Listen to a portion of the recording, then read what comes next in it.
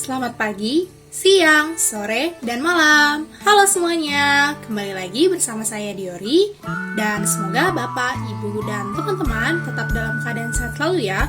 Dan jangan lupa untuk selalu menjalankan protokol kesehatan. Dan jangan lupa juga untuk selalu menjalankan 5M, yaitu memakai masker, mencuci tangan, menjaga jarak, menjauhi kerumunan, dan mengurangi mobilitas. Oke, kali ini merupakan video bagian kedua dan sekaligus video bagian terakhir dari teknis persiapan lahan untuk jahe dalam polybag. Dan di sini saya akan membahas mengenai bagaimana cara panen dan pasca panen untuk jahe. Oke, yang pertama saya akan membahas mengenai cara panen jahe. Jika Bapak, Ibu, maupun teman-teman hanya ingin menggunakan jahe tersebut sebagai bahan untuk memasak, sebaiknya jahe sudah dapat dipanen dalam umur 4 bulan dengan cara mematahkan rimpangnya, kemudian dapat digunakan untuk memasak dan sisanya dapat dibiarkan sampai tua. Tapi ketika Bapak, Ibu, dan teman-teman ingin menggunakan jahe ini untuk dipasarkan, maksudnya untuk dipanen, kemudian untuk dipasarkan, sebaiknya jahe dibiarkan sampai tua, hingga umurnya 10 hingga 12 bulan. Dan ciri-ciri ketika jahe sudah tua adalah daun yang berwarna hijau berubah menjadi kuning dan batangnya terlihat mengering. Ini menandakan jahe sudah tua dan siap untuk dipanen. Kemudian bagaimana untuk cara panennya?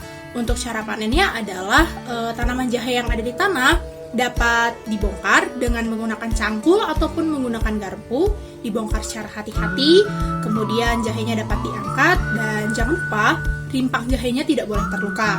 Kemudian ketika jahe sudah berhasil diangkat, sebaiknya dibersihkan dari tanah-tanah yang ada, dari kotoran-kotoran yang menutupi jahe dengan cara dicuci.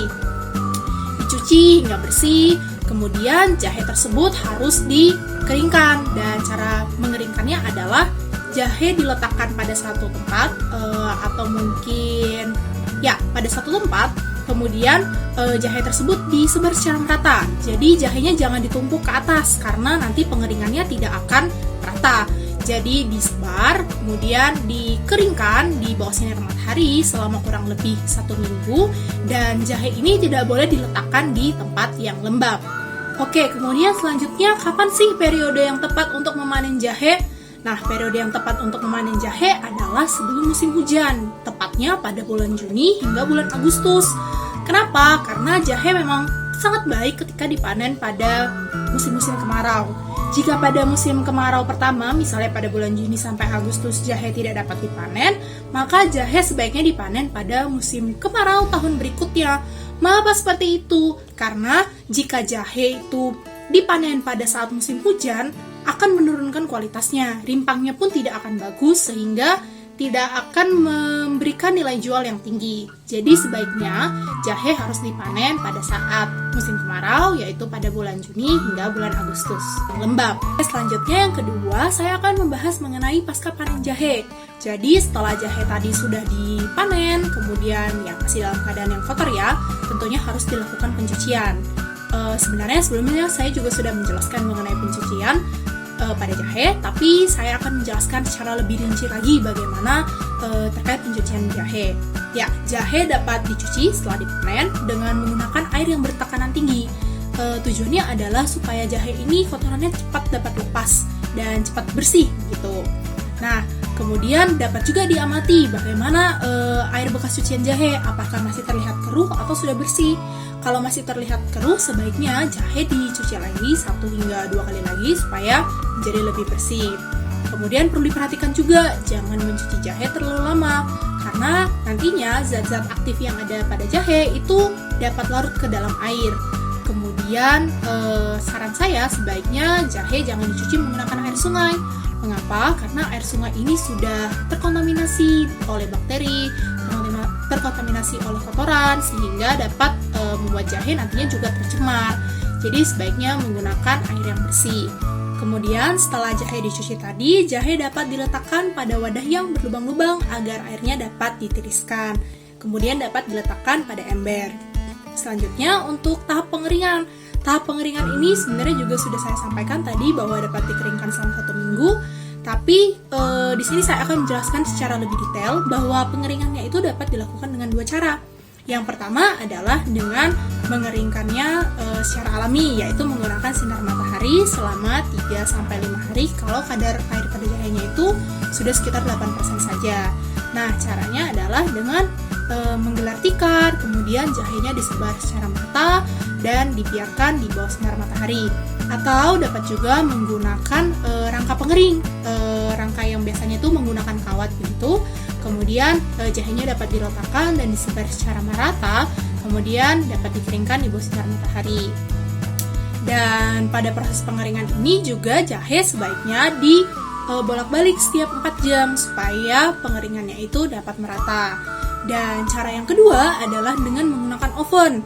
Jadi jahe diletakkan pada piringan oven itu, kemudian dimasukkan ke oven dengan suhu 50 hingga 60 derajat dan jahe sudah dapat kering. Oh iya, tadi saya juga lupa menyampaikan bahwa sebaiknya ketika jahe dijemur secara alami di bawah sinar matahari, pastikan agar jahe tidak terkena air dan pastikan juga agar tidak ada udara lembab yang dapat mengontaminasi jahe. Nah, kemudian setelah jahe kering, kemudian kita sortir, kita lihat bagaimana apakah jahenya ini masih terdapat kerikil-kerikil ataupun tanah yang mengotori jahe. Jika masih ada, sebaiknya segera dibersihkan dan kemudian kita dapat masuk ke tahap selanjutnya, yaitu pada tahap pengemasan.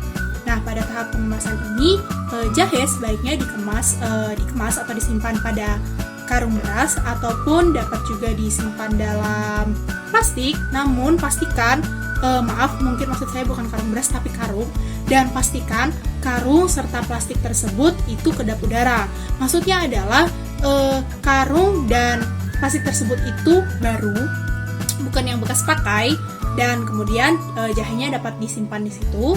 Kemudian dapat diberi nama, dapat diberi kode juga kapan panennya, kemudian ini panen yang keberapa, seperti itu. Kemudian dinamakan juga ini jahe apa, apakah jahe emprit, apakah jahe merah, atau jahe gajah gitu. Nah, setelah itu kita lanjut ke penyimpanan. Nah, penyimpanannya ini dapat dilakukan di gudang. Nah, tapi harus diperhatikan juga gudang tempat penyimpanan jahenya ini harus mendapatkan sinar matahari yang cukup, tapi pastikan sinar mataharinya tidak mengenai jahe. Kemudian pastikan juga gudangnya bersih, terhindar dari hama, dan pastikan tidak ada bahan-bahan lain yang dapat mengontaminasi jahe. Kemudian pastikan juga bahwa gudang tersebut memiliki ventilasi udara yang baik. Kenapa? Karena kita harus memastikan bahwa sirkulasi udaranya itu baik.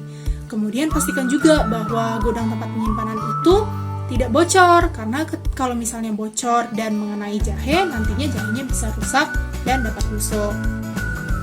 Sekian video dari saya, semoga video ini dapat memberikan manfaat kepada Bapak, Ibu, maupun teman-teman yang menonton. Dan jika ada pertanyaan, boleh dapat ditanyakan kepada saya melalui nomor WA yang saya letakkan di bawah pada deskripsi box.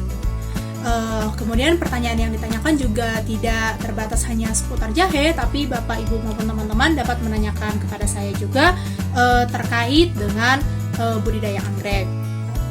Sekian video dari saya, semoga bermanfaat dan semoga teman-teman yang menonton tetap dalam keadaan sehat selalu dan jangan lupa untuk selalu menjalankan protokol kesehatan ya.